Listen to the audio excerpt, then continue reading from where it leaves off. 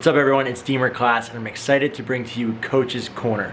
Leading up to the PLL Championship Series, I'm excited to break down 3 of my goals from last season to bring you between the ears and under the helmet of how I look at things from a player perspective and what I would teach from a coach's perspective to get other players to do the same when playing on the field. First breakdown, we're going to go over a Week 5 victory down in Atlanta against the PLL Chrome. This was a big game for our team. This game went into overtime and we're going to go over our 3-3 man-up set to finish out the game in overtime, in which I scored the game winner. As we watch through this clip, we're in a 3-3 set and I'm playing the top left spot in the 3-3, and as that ball swings around the perimeter, the more that defender you can see presses out and steps out to Connor, it opens up a great skip lane from Miles to myself. So finding that lane is huge for Miles, and he does a great job of looking off the pass. But myself, it's really important that I move off ball as well so I can find that lane. You can see that I catch it only 5 or 6 yards above goal line extended in order to find that passing lane, and Josh Byrne does a nice job of flashing to the crease to open up that skip.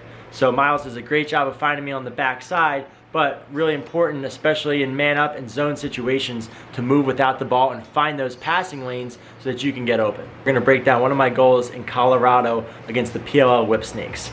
I'm dodging, thinking about making a left-to-left split in this situation, and I notice after I take a couple steps, I put on a reactionary move to swim back underneath to my right hand. I know that a lot of guys try to really take away my left hand, and here's something that I've been working on in terms of making an initial move, but making a quick secondary move to counter what that defender does and predetermine my dodges less. So that's an area that I've been trying to focus on over the last couple years. In this example, also, after I make that move to come back down the alley, notice that my path is trying to angle back towards the net and not fade so that I can maintain angle on the shot. That's something that defenses are willing to give up, low angle alley shots, and they talk about it a lot in terms of having higher shooting percentages by getting your sticks to the inside or getting to the middle of the field. So here, even though my stick was to the outside, my path helped me maintain angle and allowing my stick to work up and down the clock along that far pipe. As the goalie gets as low, I'm able to catch the goalie and put that ball along the pipe and still be consistent on my shot. Really excited to talk about this last one here.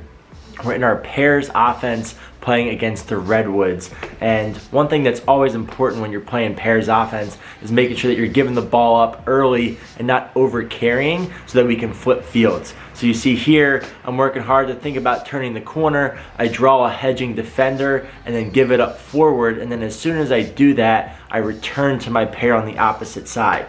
When Eric starts dodging top side, I go over to set an off-ball pick because it's always important to be active off-ball. And I think here, what I do is I set the pick quickly, but then I open up, I pivot, and then I slip to the middle of the field. Sometimes you can just cut between the two defenders, but here actually using my body language to sell that off-ball pick gets the defender who's covering me to get his eyes looking to the ball carrier for just a second, and that opens up that space for me to slip, pivot, and cut to the middle, and then Eric puts a nice feed right on my stick. I catch it just a little bit across my face in what we call snively, sneaky and lively.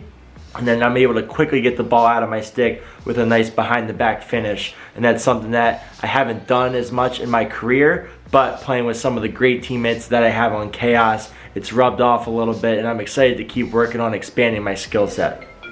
Hope you enjoyed these 3 episodes of Coach's Corner. If you're looking for more breakdowns and different things like this for myself, check out @FirstClassLacrosse. We'll love to have you on there and keep working on your games. Wishing everyone the best and hope everyone stays healthy as they keep taking care of themselves during quarantine and this pandemic.